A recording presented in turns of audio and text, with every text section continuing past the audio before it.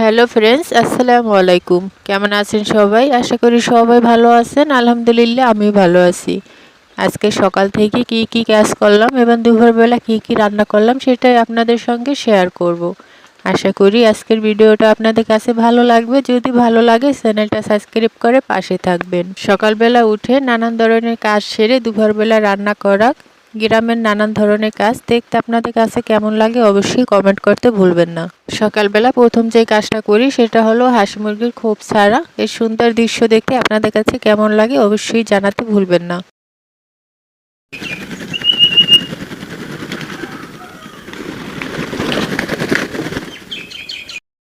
এরপরে শুরু হয় ঘর দুয়ার এমনকি উঠোন বাড়িঘর সবকিছু একদম ঝাড়ু দিয়ে পরিষ্কার করে রাখা। যেহেতু কালকে রাত্রি বৃষ্টি হয়েছে সেজন্য দেখেন কত ময়লা জমছে।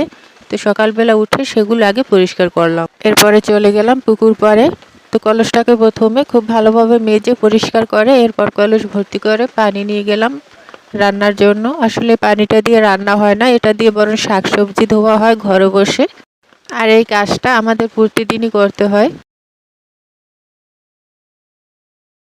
এরপরে রান্না করার জন্য প্রয়োজন মতো চাল ঝেড়ে নিচ্ছি। তো অনেকেই হয়তো বলতে পারেন রান্না করার আগে চালটা ঝাড়ার দরকার কি? আসলে এটা আমাদের ক্ষেতের চাল আর অনেক পুরনো, তাই একটু ঝেড়ে নিচ্ছি যাতে করে কোনো রকম ময়লা না থাকে।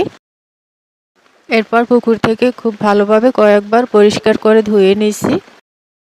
তো অনেকেই হয়তো বলতে পারেন যে আপু এই পানি দিয়ে কি আপনারা রান্না করেন? আসলে না, রান্নার জন্য আমরা বৃষ্টির পানি ধরে রাখি কিংবা টিউবওয়েলের পানি ব্যবহার করি, সেটা দিয়ে রান্না হয়। এরপরে ল্যাম্প জ্বালিয়ে মাটির চুলায় আগুন ধরানো হবে রান্নার জন্য।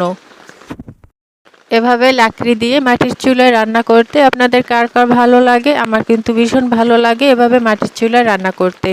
আর বিশেষ করে আমরা ছোটোবেলা থেকেই মা চাচিদের দেখে আসছি এভাবে মাটির চুলায় রান্না করে, এবং আমরাও মাটির চুলায় রান্না করতে পছন্দ করি। তো ভাতটা বসাতে বসাতে এদিকে বাজার থেকে চলে আসছে। তো দেখেন আজকে বাজার থেকে কি শাকসবজি আনলো আর কি মাছ আনলো সেটাই আপনাদের সঙ্গে শেয়ার করব। তো প্রথমে এখানে পাট শাক নিছি, এরপর কাঁচামরিচ, করলা, এরপরে ছিল ঢেঁড়স। তো আজকে বাজার থেকে বড় কোনো মাছ আনা হয় নাই, বড় মাছ আনতে না করছিলাম কারণ আগে বড় মাছ আনছে আর বড় মাছ খেতে একদমই ভালো লাগে না, তাই শাকসবজি আনতে বলছি। তো এরপর নিয়ে আসছে পটল আর সব শেষে আনছে যেটা একদম পছন্দের একটা মাছ, চিংড়ি মাছ, ছোটো চিংড়ি মাছ। এরকম ছোটো চিংড়ি মাছ দিয়ে শাকসবজি রান্না করলে খেতে কিন্তু দারুণ মজা হয়। আর সঙ্গে ছিল একদম বড় বড় পেঁয়াজ আর আলু। তো আজকের বাজারগুলো কেমন হয়েছে অবশ্যই কমেন্টে জানাবেন। তো এখান থেকে আজকে আমি কয়েকটা পটল রান্না করব পাঙ্গাস মাছ দিয়া, আর পাট শাক ভাজি করব চিংড়ি মাছ দিয়া। তো রান্নার ভিডিওগুলো দেখতে থাকেন। তো প্রথমে আমি রান্না করার জন্য পাট শাকগুলো খুব ভালোভাবে বেছে নিলাম। যেহেতু এগুলো বাজার থেকে আনা হয়েছে তাই একটু পোকামাকড়ের ভয় বেশি, তাই খুব ভালোভাবে একদম পরিষ্কার করে বেছে নিয়েছি। এরপর কিন্তু আমি শাকগুলো ধুয়ে একটা চালনিতে করে শুকিয়ে নেব। যেহেতু এই শাকগুলো বাজার থেকে আনা হয়েছে তাই না ধুয়ে একদমই রান্না করা যাবে না। তো অন্যদিকে দেখেন আমার ভাতও কিন্তু হয়ে গেছে। তো ভাতের মাঠটা গেলে আমি এখন শাকগুলো খুব ভালোভাবে কুচাই নেব। পাট শাক যত ভালোভাবে কুচানো যাবে ততই কিন্তু রান্না করতে খুবই সহজ হবে। কিন্তু পাট শাক রান্না করা একটু কষ্টের ব্যাপার, পাতিলায় বারবার লেগে যায়, খেতেও একদমই ভালো লাগে না আমার কাছে। তবে আপনাদের ভাইয়াই পাট শাক খেতে খুবই পছন্দ করেন। তো শাকগুলো কাটা হয়ে গেছে, একটা ঝাঁপিতে তুলে নিলাম। এরপর নিয়ে নেব কয়েকটা কাঁচামরিচ আর পেঁয়াজ, খুব ভালোভাবে ধুয়ে কেটে নিব। কাঁচামরিচ নেব পাট শাকের জন্য। তো এই পর্যন্ত ভিডিওটা ভালো লাগলে চ্যানেলটা সাবস্ক্রাইব করে পাশে থাকবেন আর সুন্দর একটা কমেন্ট রেখে যাবেন যাতে করে আপনাদের আইডিটা ঘুরে আসতে পারি। তো আজকে আমাদের বরিশালে কিন্তু অনেক বৃষ্টি হইতেছে। তো আপনাদের কার কার এলাকায় আজকে বৃষ্টি হয় অবশ্যই কমেন্টে জানাবেন। তো প্রায় সপ্তাহখানেক ধরেই সকাল বিকাল কিংবা দুপুরে বৃষ্টি হয় খুব। তো মাঝে মাঝে রোদ আসে আবার মাঝে মাঝে বৃষ্টি হয়, এতে করে আমাদের কৃষকদের কিন্তু অনেক ক্ষয়ক্ষতি হয়েছে। যেমন করে ডাল কিংবা ধান একদম বৃষ্টিতে নষ্ট হয়ে গেছে। আর যতটুকু আনতে পারছি তাও আবার রোদের জন্য শুকাইতে পারি নাই।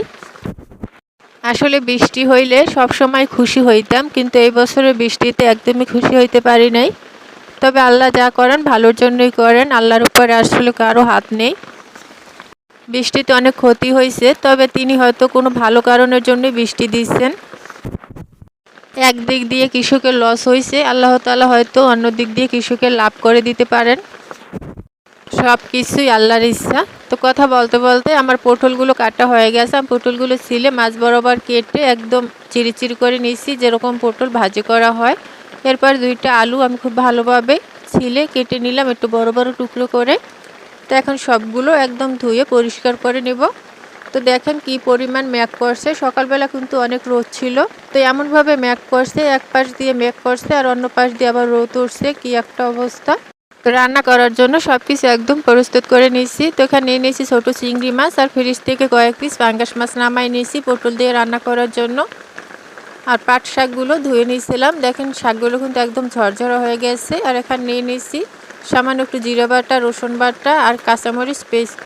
এরপরে মাছ ভাজার জন্য চুলায় কড়াই বসায় দিয়ে দিলাম সয়াবিন তেল। তেলটা গরম হলে এরপর একে একে সব মাছগুলো দিয়ে দিলাম। তবে একটা জিনিস খেয়াল রাখতে হবে, মাছ ভাজার সময় তেলটা খুব ভালোভাবে গরম করে নিতে হবে, তা না হলে মাছগুলো নিচে লেগে যাবে।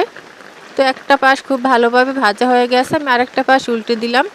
তবে শেষে দুটো পাশই খুব ভালোভাবে লাল লাল করে ভেজে নিয়েছি। এখন সব মাছগুলো আমি কড়াই থেকে তুলে নিব। দেখেন মাছের কালারটা কত সুন্দর আসছে আর একদম কড়া কড়া করে ভাজছি। এরপরে আমি মাছ ভাজা তেলেই আমি দিয়ে দিলাম আলু আর পটল, দিয়ে আবারও কিছুক্ষণ ভেজে নেব সামান্য একটু লবণ দিয়ে। আসলে গ্রামের মানুষেরাই সাদামাটা রান্নাই খেতে কিন্তু অসম্ভব মজা হয়। তো অনেক আপু ভাইয়ারা বলে গ্রামের মানুষরা নাকি রান্না করতে জানে না, তাদের রান্না খেতে একদমই ভালো হয় না। তো এই সকল আপু ভাইয়াদেরকে আমি আমার বাসায় দাওয়াত দিলাম, একবার এসে খেয়ে যাবেন, এরপরে কমেন্ট করবেন। পটল আর আলুগুলো ভাজা হয়ে গেছে, এরপর দিয়ে দিলাম পেস্ট কুচি আর জিরা আর রসুন বাটা দিয়ে আবারও কিছুক্ষণ আমি তেলের সঙ্গে ভেজে নিব। তো অন্যদিকে দেখেন বৃষ্টি পেয়ে হাঁস মুরগিগুলো কীরকম উতলা হয়ে গেছে। তো এদিকে পটল আলু সব কিছু ভাজা হয়ে গেছে, এরপর যা সামান্য একটু পানি দিয়ে দিলাম। এরপর দিয়ে দিলাম হলুদ মরিচের গুঁড়ো আর অল্প একটু লবণ দিয়ে আবারও খুব ভালোভাবে আমি কষাই নিব। যে কোনো রান্নার স্বাদ কিন্তু এভাবে মশলা কষানো থেকেই আসে, মশলা যত ভালোভাবে কষানো যাবে রান্না ততই ভালো হবে। এরপর কষানো হয়ে গেছে, দিয়ে দিলাম পরিমাণ মতো ঝোল। ঝোলটা যখন হালকা গরম হয়ে আসবে উপর দিয়ে মাছগুলো দিয়ে দিব। তো মাছগুলো দিয়ে একটু নেড়ে চেড়ে আমি একটা ঢাকনা দিয়ে কিছুক্ষণ জাল করে নিব। তো প্রায় 4 থেকে 5 মিনিটের মতো জাল করে নিয়েছি। এরপর ঢাকনাটা তুলে আমি আবারও খুব ভালোভাবে নেড়ে দিলাম যাতে করে নিচে লেগে না যায়। দেখেন মাছের কালারটা কত সুন্দর আসছে আর খেতেও মাশাআল্লাহ দারুণ মজা ছিল। তো অবশেষে পটল দিয়ে পাঙ্গাস মাছ রান্না হয়ে গেছে, এতে কিন্তু একদম অসম্ভব মজা ছিল। এরপরে পাটের শাক ভাজি করার জন্য চুলায় আরেকটা কড়াই বসাই দিয়ে দিলাম সয়াবিন তেল। তেলটা গরম হলে দিয়ে দিলাম চিংড়ি মাছ, পেঁয়াজ কুচি আর কাঁচামরিচ, সব কিছু একসঙ্গে একটু লাল লাল করে ভেজে নিব। তো ভাজা হয়ে গেছে, এরপর যা সামান্য একটু পানি দিয়ে দিলাম। এরপর দিয়ে দিলাম হলুদের গুঁড়ো আর লবণ, যেহেতু কাঁচামরিচ ব্যবহার করছি সেই জন্য মরিচ দেয় নেই।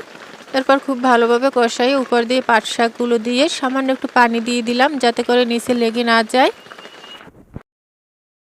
এরপরে খুব ভালোভাবে আলতো করে নেড়ে চেড়ে দিলাম। কিছুক্ষণ নাড়াচাড়ার পর একটা ঢাকনা চাপা দিয়ে দিলাম যাতে করে খুব তাড়াতাড়ি সেদ্ধ হয়। তবে পাট শাক রান্না করার জন্য চুলার জালটা যত কমায় রাখা যাবে ততই কিন্তু ভালো। তো অবশেষে কিন্তু আমার পাট শাক ভাজি করা প্রায় হয়ে গেছে। এই পাটের শাক যতই ভালো করে রান্না করি আমার কাছে খেতে একদমই ভালো লাগে না, তবে আপনাদের ভাইয়ে খেতে কিন্তু খুব পছন্দ করেন। তো আজকের কোন রান্নাটা আপনাদের কাছে বেশি ভালো লাগছে সেটাও কমেন্টে বলে যাবেন। তো আজকের মতো এখানেই বিদায় নিচ্ছি, আপনাদের সঙ্গে পরবর্তী ভিডিওতে দেখা হবে। ততক্ষণ সবাই ভালো থাকবেন, সুস্থ থাকবেন। আল্লাহ হাফেজ।